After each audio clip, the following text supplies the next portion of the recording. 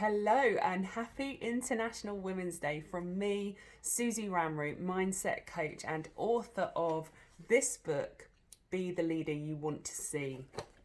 As a gift to you today, I am going to do a reading from the leadership mindset section of the book.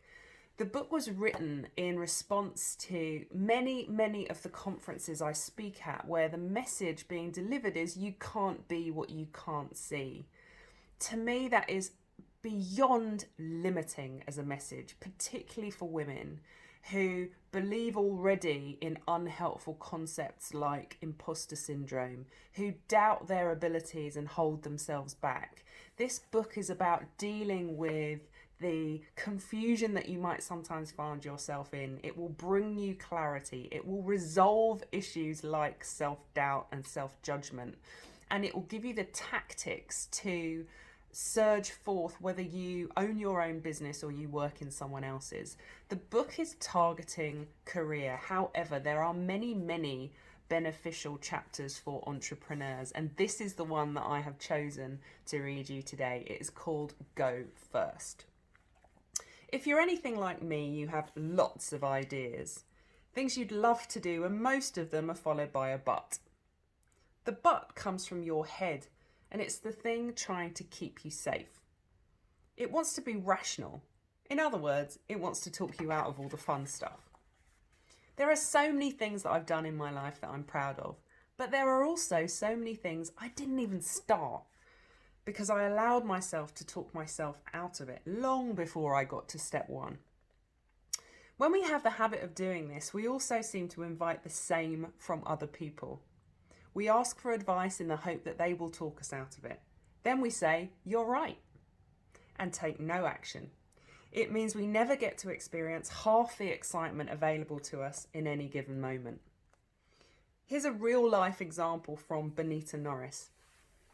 In 2020, I had the privilege of listening to Benita Norris speak, a bright young woman in killer heels and a new mum to boot. Listening to her speak humbly from her heart made me melt with admiration as she talked about her incredible experience of getting to and climbing Everest, aged just 22. Before she even began to speak about the climb, I was impressed by the resilience she showed in raising enough money to do the climb. What struck me was the curiosity in her passion. She was so clear about wanting to see the curvature of the earth from one of the world's highest points that this became her sole purpose. Her motivation was clear. In 5 months, she made 1,000 calls asking for sponsorship to get there, each one resulting in a resounding no.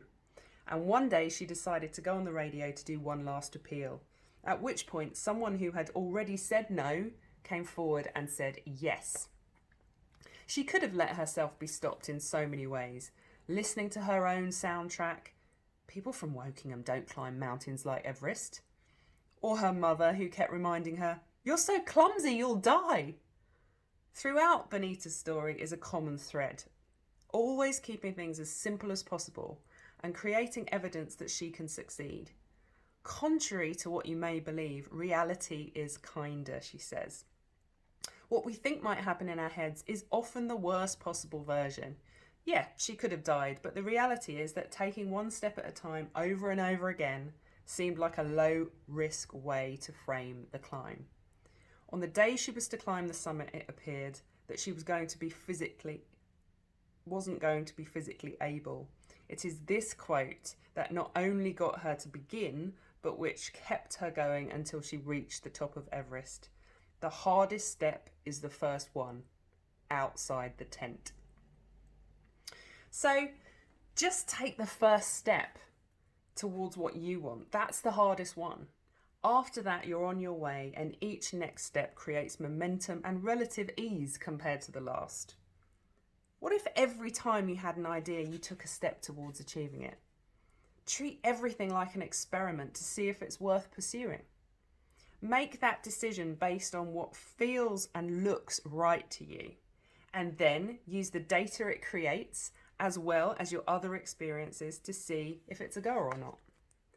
Perhaps your idea might sound so harebrained that you think no one will go for it. You don't see anyone around you who's done it before, and so you think it can't be done. This is the sphere of the entrepreneur. They're looking for ideas that no one has had before. They want to and are willing to be the person who goes first. Maybe there has never been a woman in your firm who has ever made it past management level. Maybe everyone at the top of the business fits into one mould. Maybe you're the only mother in your circle who appears to have big goals. Be the entrepreneur and leverage the opportunity to go first. Going first brings so much freedom. No one has set the standard, and you bring relief to everyone else who is praying that they don't have to. If you're in a meeting or a presentation, be the person who asks a question. It doesn't have to be clever. Speak from your heart. Ask for clarity if you don't understand. I ask basic questions all the time, and other people always thank me for it. Be the person other people wish they could be. Go first. If more women had this attitude, there might be more women at the top.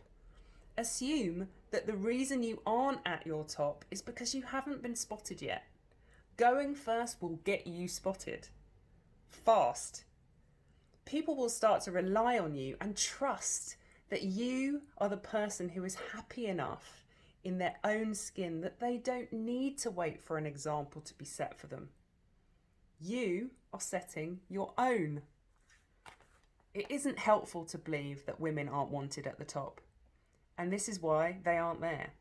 When I was in that position, it was helpful for me to believe that the reason there hasn't been a woman at the top is that one hasn't possessed the talent that I have. So I'll go first. That may sound arrogant, but I choose to believe what would most help me. By doing so, I stayed in action. Choosing to believe what other people believed could have capped my career at a level that would not have showcased my talent. What are you going to believe? What are you going to believe? Going first against all these largely untrue assumptions means that if you mess up, you are no worse off. There are zero expectations, but the minute that you do something positive, you will stand out in a sea of sameness. Be bold. What have you got to lose? I hope this inspires you on this International Women's Day.